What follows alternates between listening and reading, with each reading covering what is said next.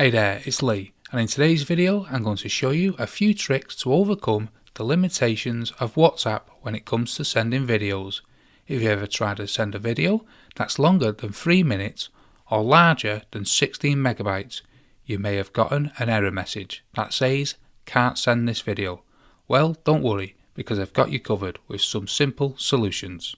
First, if your video is too large, you can use a free website called WeTransfer2 to transfer your video file. Here's how it works. Go to WeTransfer.com, hit the Send File, add your file, and then hit Next. Then choose Get a Link instead of Send as an email, and wait a few minutes while the file is being transferred. Once it's done, copy the link and send it to the person on WhatsApp. They can simply click on the link to view the video. Now, if your video is under 16 megabyte and you're still having trouble sending it, it's probably a problem with WhatsApp itself. In this case, you can try resetting the app by offloading it from your iPhone.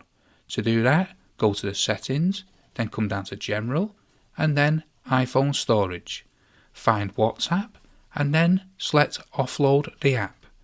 This will reset the app and clear out any clutter, but your data won't be affected. You can then reinstall the app and then log back in as the usual. And that's it.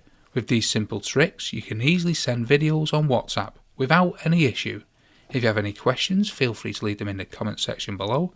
And if you found this video helpful, don't forget to like and subscribe for more tips and tricks. Thanks for watching, and I'll see you in the next one.